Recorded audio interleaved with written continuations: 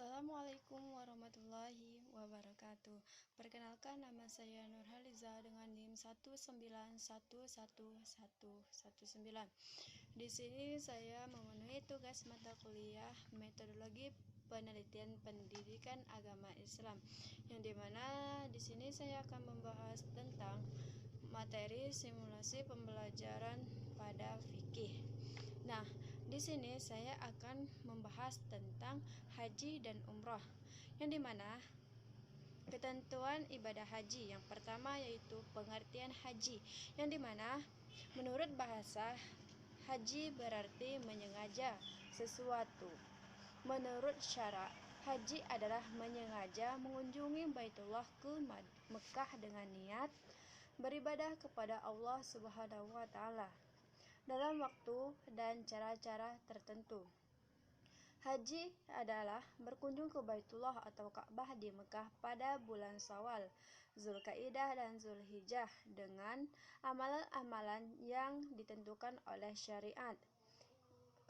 Ibadah haji ini hukumnya wajib seumur hidup sekali bagi orang yang sudah mampu. Allah berfirman dalam Quran surah Ali Imran ayat 97 yang artinya, dan di antara kewajiban manusia terhadap Allah adalah melaksanakan ibadah haji ke Baitullah, yaitu bagi orang-orang yang mampu mengadakan perjalanan ke sana. Isi kandungan dari ayat di atas ini mengandung perintah diwajibkannya ibadah haji bagi yang mampu. Orang Islam yang sudah mampu tetapi belum menunaikan haji, dia akan mendapat dosa karena meninggalkan kewajiban.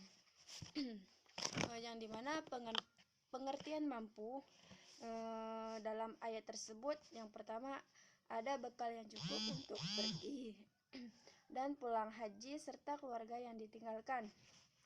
Yang kedua, sehat jasmani maupun rohani, artinya tidak sakit, lemah fisik, atau mengidap penyakit yang membahayakan dirinya sendiri maupun orang lain. Yang ketiga itu adanya kendaraan yang digunakan untuk berangkat dan pulang. Yang keempat, aman dalam perjalanan, yaitu jiwa dan harta terjamin keselamatannya dari bahaya kejahatan.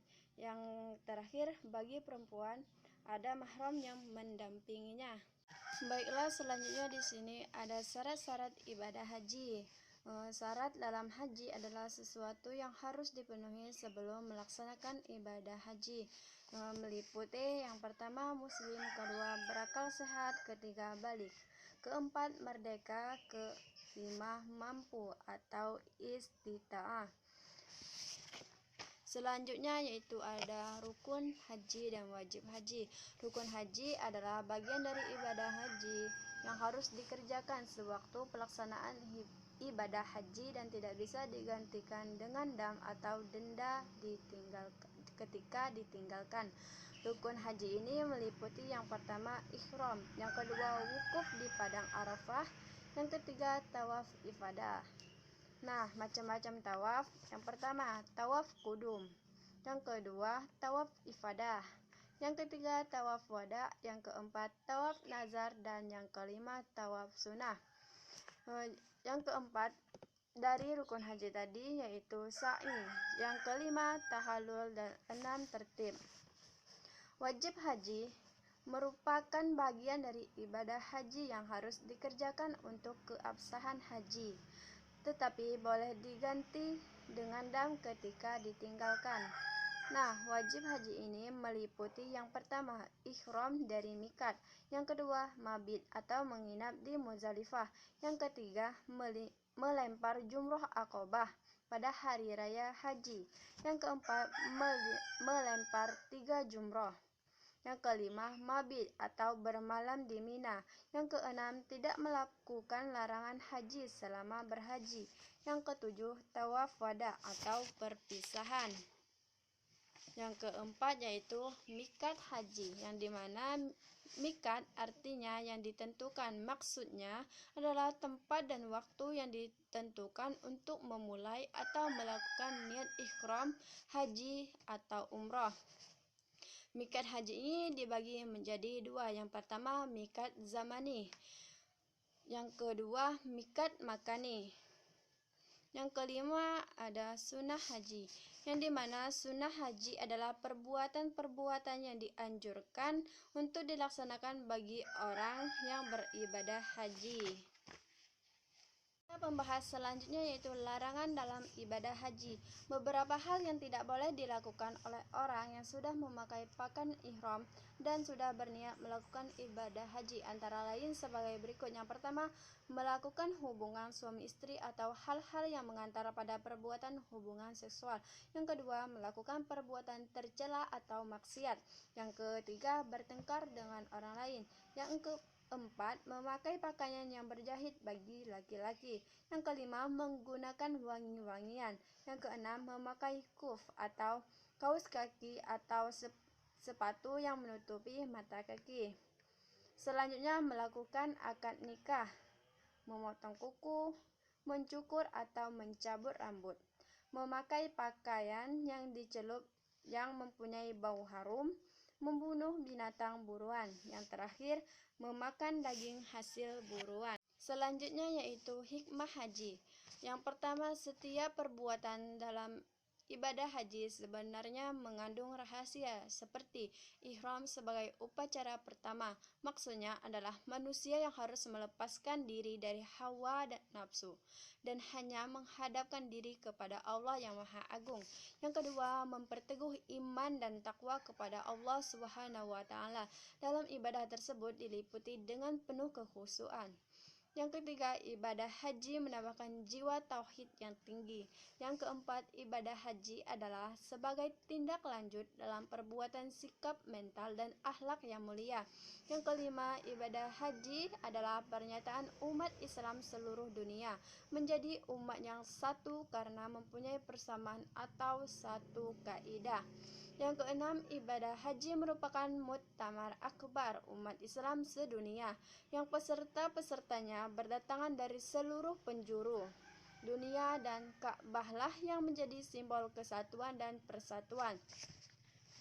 Yang ketujuh, memperkuat fisik dan mental, karena ibadah haji ataupun umroh merupakan ibadah yang berat yang memerlukan persiapan fisik yang kuat, biaya yang besar, dan memerlukan kesabaran serta ketabahan dalam menghadapi segala godaan dan rintangan.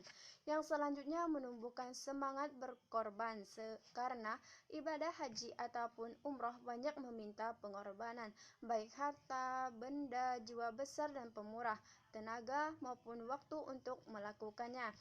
Yang terakhir, dengan melaksanakan ibadah haji bisa dimanfaatkan untuk membina persatuan dan kesatuan umat Islam sedunia. Baiklah, selanjutnya saya akan menjelaskan tentang umrah, yang dimana umrah ini berasal dari kata al-umratun, yang artinya ziarah atau al-ziyaratun.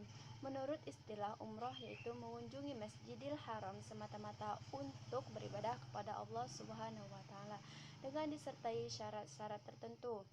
Nah, pada hakikatnya umroh ini dibagi menjadi dua macam. Yang pertama, umroh yang dikerjakan sewaktu-waktu atau kapan saja di luar batas waktu haji.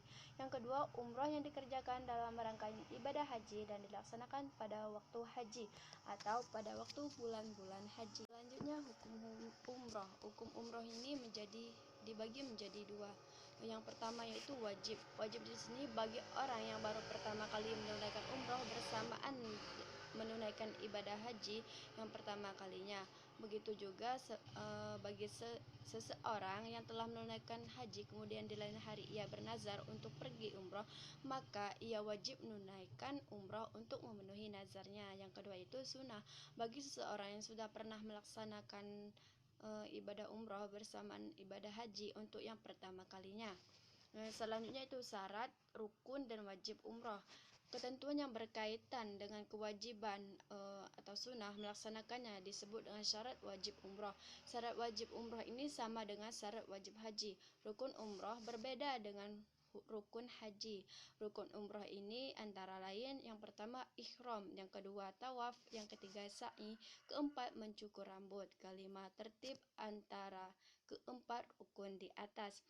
Selanjutnya wajib umroh hanya dua, yaitu berikhram dari mikat, dan yang kedua menjauhkan diri dari muharamat umroh. Jenis dan banyaknya sama dengan muharamat haji. Selanjutnya itu mikat umroh. Yang pertama mikat zamani umroh, yaitu sepanjang tahun dapat dikerjakan pada bulan apa saja. Yang kedua mikat makani umroh. Selanjutnya larangan umroh. Larangan dalam ibadah umroh ini sama dengan larangan dalam ibadah haji karena adanya persamaan dikerjaan di tanah suci atau Mekah. Bagi orang yang melanggar larangan umroh maka ia juga terkena dam atau denda sebagai dalam ibadah haji. Di sini saya dalam pembelajaran fikih materi haji dan umroh ini saya menggunakan metode ceramah, metode drill, metode simulasi, metode tanya jawab, dan metode penugasan. Karena dari kelima metode ini sangat penting dalam materi pembelajaran pada bab haji dan umroh ini. Di sini saya menggunakan strategi ekspositori. Mungkin itu saja penjelasan dari saya. Saya akhiri, wabillahi taufiq wa hidayah. Wassalamualaikum warahmatullahi wabarakatuh.